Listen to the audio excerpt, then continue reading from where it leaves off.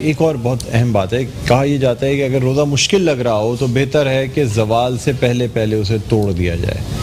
ज़वाल के बाद अगर रोज़ा तोड़ा तो फिर 60 दिन के तवातुर के साथ रोज़े रखने पड़ते हैं। इस मसले पे से बहुत सारे लोग क्योंकि बात करते हैं, बच्चों से भी हमेशा से ये कहा जाता था जब बच्चों को पहले पहले रोज़े रखवाए जाते हैं कि अगर बेटा रोज़ा मुश्किल है, नहीं समझ में आ रहा कि रोज़ा कंप्लीट हो सकता है, पूरा हो सकता है, तो बेहतर है ज़वाल के वक्त से पहले पहले 11:30-12 बजे से पहले पहले रोज़ा तोड़ दो तो ठीक है, फिर तो उसका कफ़ारा एक रोज़ा।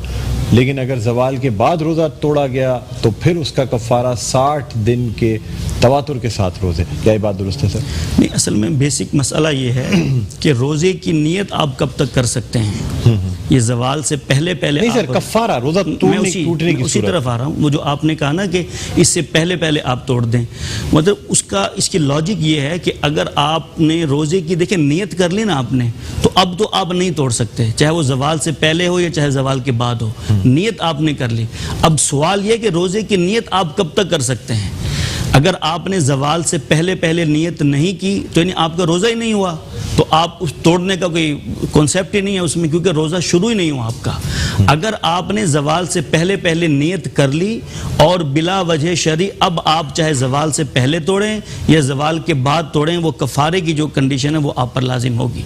ये नीयत का इससे ताल्लुक है, नीयत का ताल्लुक है, इससे वक्त का ताल्लुक नहीं है। अगर आपने नीयत कर ली ज़वाल से पहले, फिर अब आप नहीं तोड़ सकते। अच्छा सर, बच्चों को ट्रेन करने के लिए हो सकता है कि लोगों ने बनाया तो अलग बात है, लेकिन शरीयत में ऐसा कोई कंसेप्ट नहीं है।